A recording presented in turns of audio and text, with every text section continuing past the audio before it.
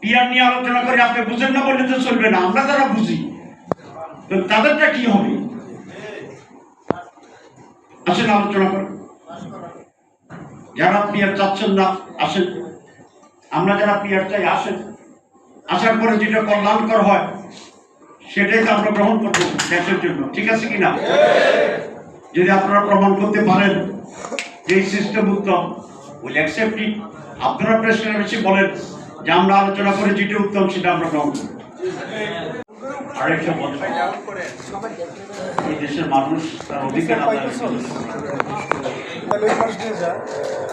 এবং প্রতিটি পর্যায়ে জনগণের সংগ্রাম ব্রিটিশ বেরিয়াকে আমরা খেলার জন্য সমর্থন হয়েছিলাম। আমরা কি স্বাধীন রাষ্ট্র, তো সেখানে আবার অনাচার বসন্তের কারণে সেই পাকিস্তানের শাসক গোষ্ঠীর বিরুদ্ধে আমাদেরকে কমপক্ষে কয়েকটি বার বড় ধরনের আন্দোলন করেছিল। আমাদের ভাষা আন্দোলন তার একটি, এবং সেই ভাষা আন্দোলনে আমরা 71 সালে আমরা বিজয় যুদ্ধের একটি স্বাধীন পতাকা পেয়েছি, রাষ্ট্র পেয়েছি। স্বাধীন বাংলাদেশেও নানা শরীর শাসককে তাড়ানোর জন্য এদেশের মানুষ আবার সংগ্রাম লড়াই করেছে। জনতার সিদ্ধান্ত ছিল সঠিক, ত্যাগ ছিল, রক্তপাত ছিল, জীবনও দেওয়া হয়েছে। কিন্তু প্রতিবারে সুবিধাভোগী তথাকথিত রাজনীতিক নেতৃত্ব জনগণের সাথে বিশ্বাসঘাতকতা এবং অর্জিত সাফল্যকে নেতৃবৃন্দ তাদের সুবিধার জন্য জাতীয় অর্জনগুলোকে আবার ঢাকা দিয়ে সেই শোষণের রাস্তাকে আবার সর্বশেষ আমরা যে পরিবর্তন দেখেছি, যে জুলাই বিপ্লব দেখেছি, আগস্টকে আমরা নিয়ে এসেছিলাম 5 আগস্টে, এটা আমরা সকলেই সাক্ষী। আগের গুলো চলে যাওয়ার সাথে মানুষ আশা করেছিল এই দেশে একটি নতুন ব্যবস্থার প্রবর্তন, একটি নতুন রাজনৈতিক ধারা তৈরি হবে, যেখানে কোনো ফেসিবাদ থাকবে না, স্বৈরাচার থাকবে না, একটি সুষ্ঠু গণতান্ত্রিক ব্যবস্থায় বিপ্লবী চেতনার অংশীদার সকলেইকে অ্যাকোমোডেট করে একটি সুষ্ঠু নির্বাচনের ব্যবস্থা করে আমরা পরিবর্তন। বাংলাদেশে মানুষ সেদিন বলেছিল 5 আগস্টকে দ্বিতীয় স্বাধীনতা। তারা বলেছিল আমাদের আকাঙ্ক্ষা ছিল একটি নতুন বাংলাদেশ, চেঞ্জ, পরিবর্তন এবং পজিটিভ পরিবর্তন। কিন্তু আনফর্চুনেটলি আমরা আবার দেখছি আবার পানি গোলানোর চেষ্টা করা হচ্ছে, আবার শহীদদের জীবন এবং রক্তের সাথে বিশ্বাসঘাতকতা করা হচ্ছে। কোন এক শ্রদ্ধেয় নেতা, আমার প্রিয় নেতা বলেছেন অন্য দলের, যে নতুন নতুন ইস্যু তৈরি করা ঝামেলা করছে। তো ইস্যু তো নতুন হবেই। আমরা তো পুরাতনকে আন্দোলন সংগ্রাম করে বিতাড়িত করেছি। এই জন্য তো আমরা নতুন ইস্যু, নতুন সিস্টেম, নতুন বাংলাদেশ, নতুন ভাবে গণতন্ত্র, নতুন মানুষের অধিকার নিশ্চিতকরণ, এটাই তো আজকে মানুষের আকাঙ্ক্ষা এবং জুলাই বিপ্লবের তো এই চেতনা। আমাদের বর্তমান ইন্টারিম গভর্নমেন্ট এসে বলেছিলেন যে তারা সংস্কার করবেন এবং এদেশের মানুষ সংস্কার চায়। সেই সংস্কারের জন্য অনেক কাজ করা হয়েছে। সংস্কারের কিছু কিছু গুরুত্বপূর্ণ বিষয় সন্নিবেশিত করা হয়েছে, যেগুলো সমাজ পরিবর্তন করতে হবে। সেখানেই নোট অফ ডিসেন্ট দিয়েছেন একটি দল। তাহলে আপনারা কি পরিবর্তন চান না? আপনারা কি সংস্কার চান না? যাই হোক, সংস্কার বাধ্য হয়ে, জনগণের বাধ্য হয়ে, যেহেতু টেলিভিশনে ডাইরেক্ট ছিল সংস্কার আলোচনা, মানুষের মতের চাপের ভয়ে তারা সংস্কারে আমরা মৌলিকভাবে 19টি পয়েন্টে আমরা একমত হয়েছি। বিএনপি হয়েছে, জামাত ইসলামী হয়েছে, এনসিপি হয়েছে, ইসলামী আন্দোলন হয়েছে, বাম রাজনৈতিক দলও একমত হয়েছে। এই সংস্কারের ব্যাপারে এখন নানা ষড়যন্ত্র শুরু হয়েছে।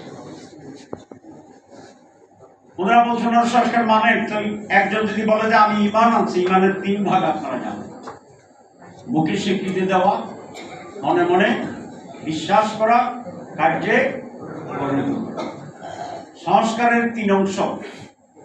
এক অংশ হচ্ছে বিভিন্ন পয়েন্টে ঐক্যমত্য পোষণ করা, 2 সেসব বিষয়ে আইনি ব্যবস্থা গ্রহণ করা, আইনি ভিত্তি দেওয়া, আর 3 নম্বর হচ্ছে এটা বাস্তবায়ন করা, এটার ভিত্তিতে আগামী নির্বাচন করা। 3টা হলেই না সংস্কার। ওনারা সংস্কার কি বুঝেন আমরা জানি। এখন এটা যেহেতু আইনি ভিত্তি না হয়, এই নিয়ে টান বাহানো শুরু হয়েছে। ওনারা নানা কথা বলেন।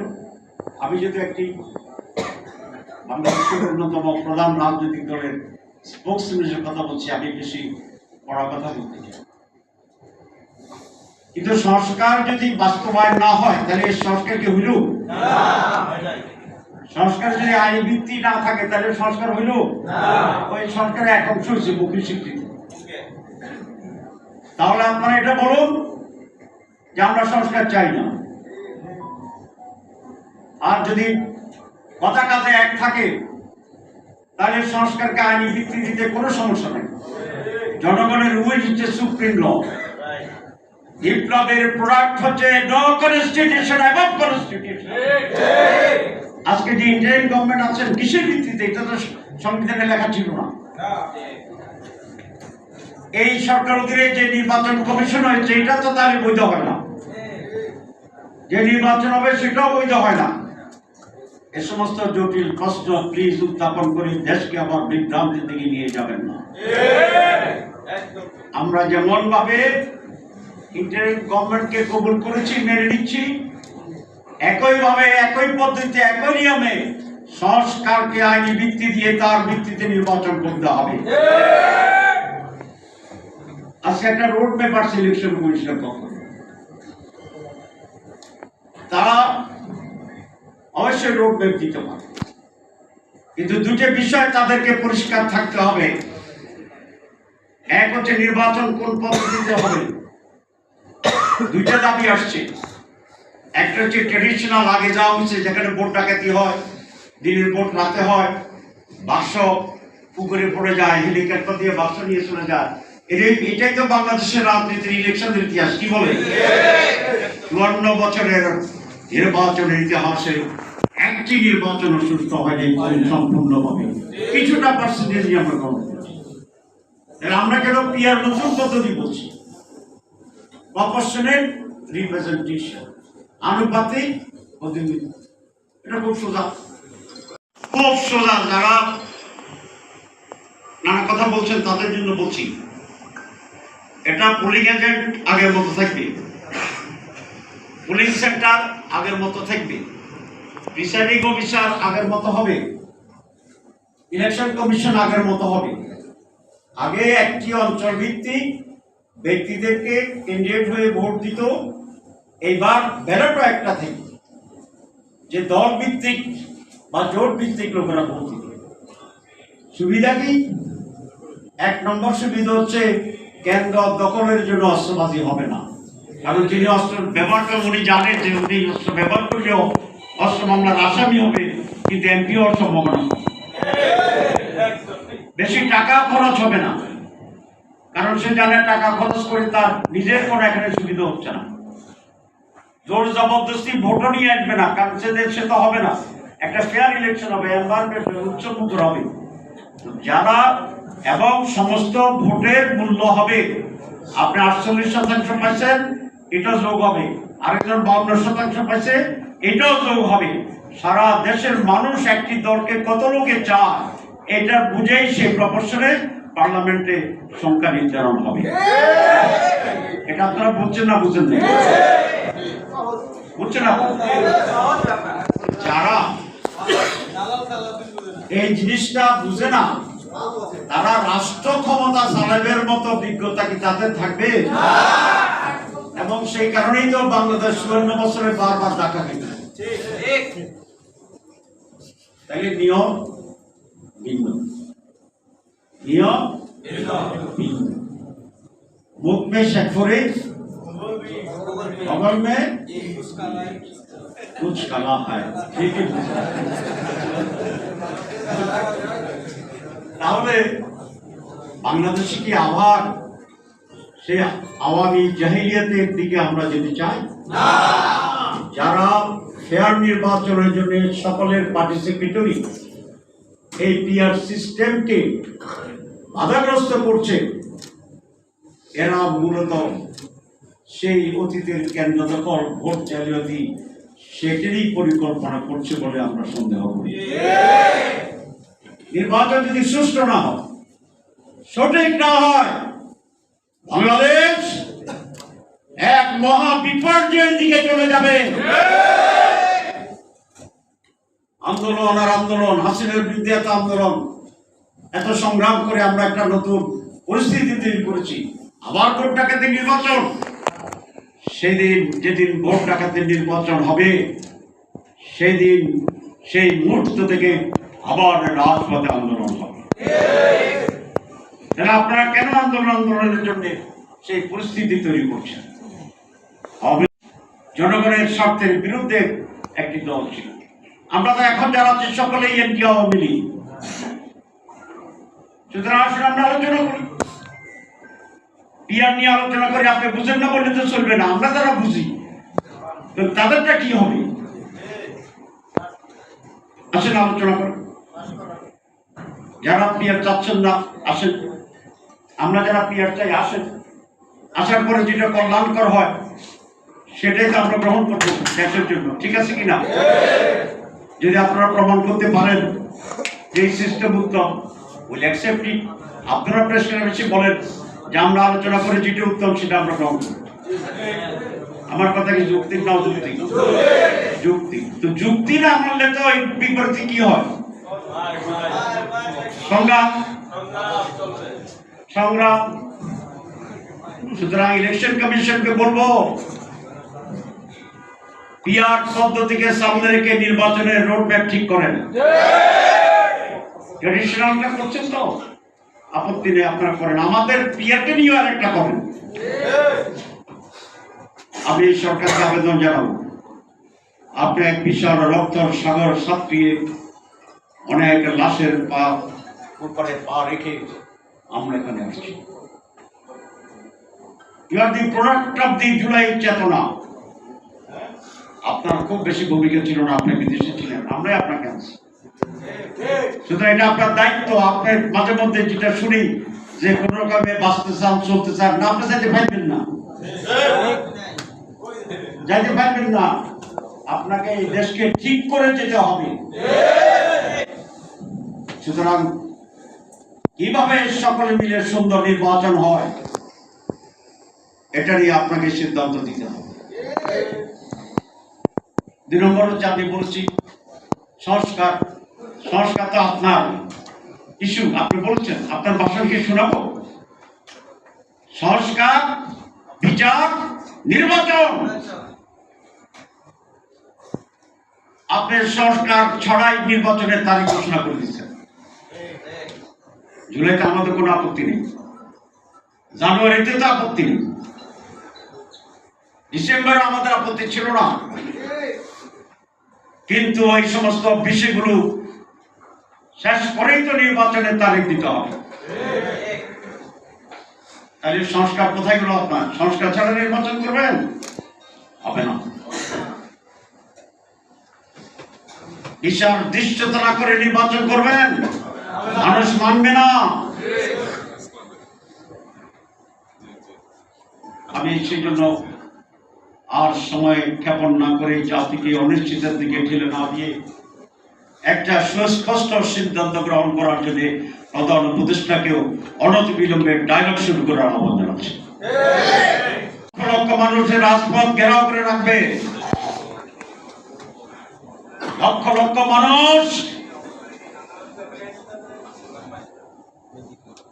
ম্যানেজড ইলেকশন, পরিকল্পিত ইলেকশন, সেই ইলেকশন কেন্দ্রে ব্যালট বাক্স যাইতে দিবে না। পরিষ্কার কথা। আমরা অবশ্যই নির্বাচন চাচ্ছি, আমরা আপনার ঘোষিত তারিখে নির্বাচন চাই, আমরা নির্বাচনে যাব, কিন্তু নির্বাচনে যাওয়ার জন্য, নির্বাচনের জন্য যে প্রতিবন্ধকতা, এই প্রতিবন্ধকতা আপনাকে দূর করতে হবে। আপনাকে মনে হয় আপনার কার্যক্রম দেখে যে কোথা থেকে যেন নির্দেশ আসছে আপনার উপরে, এটা আমাদেরকে বলুন, আমরা তাদেরকে মোকাবেলা করব ইনশাআল্লাহ। বাংলাদেশ একটি স্বাধীন সার্বভৌম রাষ্ট্র, আমরা ইমানদার, আমরা আল্লাহ ছাড়া কাকে ভয় পাই না। এই দেশকে কেউ কোনোদিন দামিয়ে রাখতে পারে নাই, আগামীতেও পারবে না। কিন্তু আপনি চান যে পথে, সে পথে আরো রক্তের প্রয়োজন হবে, এটা আমরা চাই না আপনার কাছ থেকে।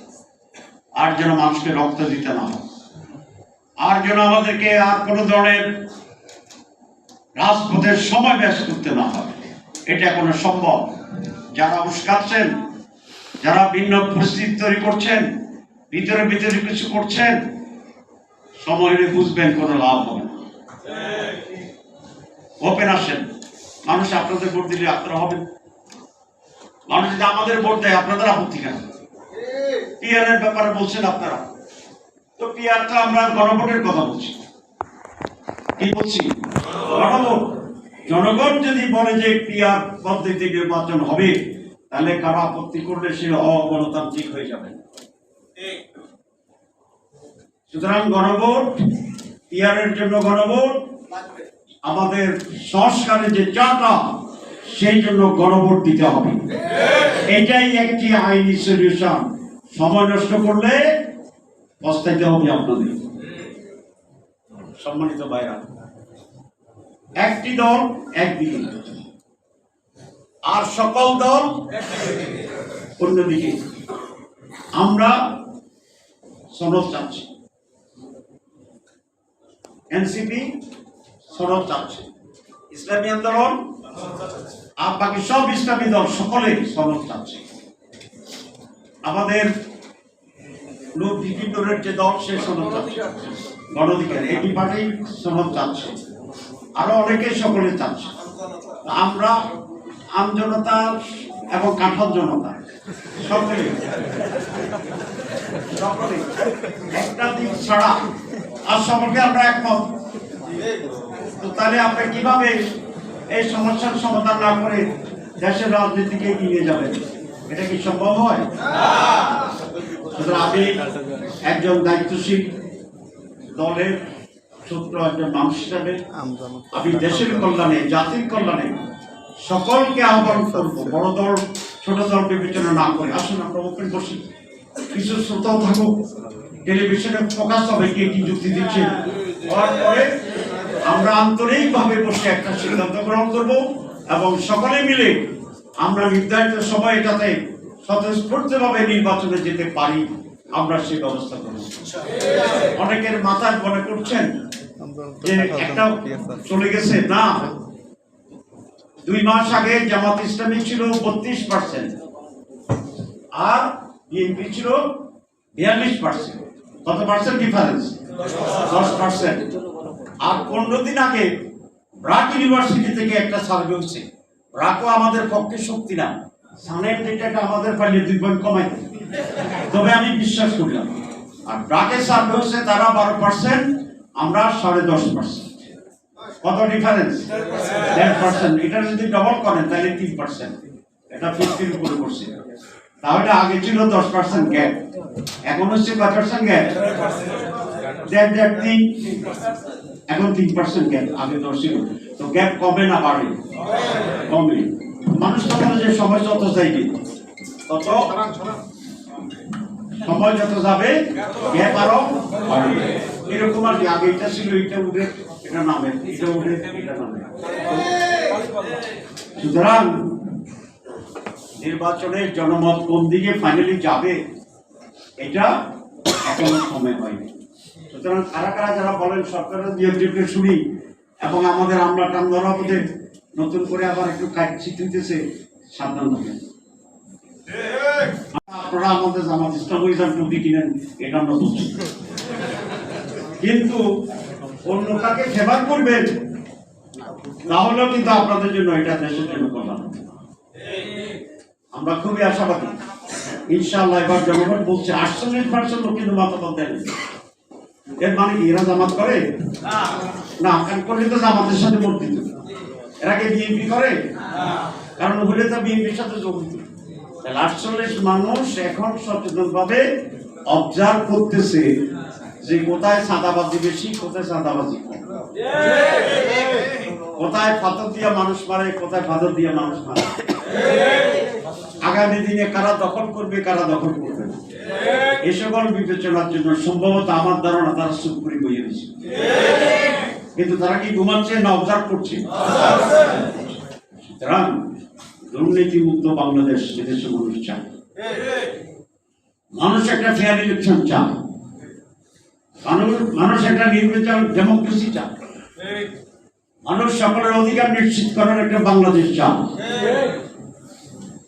ইনশাআল্লাহ মানুষের এই সঠিক সিদ্ধান্তের মাধ্যমে একটি দেশপ্রেমিক, একটি সৎ, আদর্শিক, দুর্নীতিমুক্ত বাংলাদেশ গড়ার কারিগরদেরকেই এদেশের মানুষ আগামী সুষ্ঠু নির্বাচনে তাদের রায় প্রদান করবে বলে এই জনগণের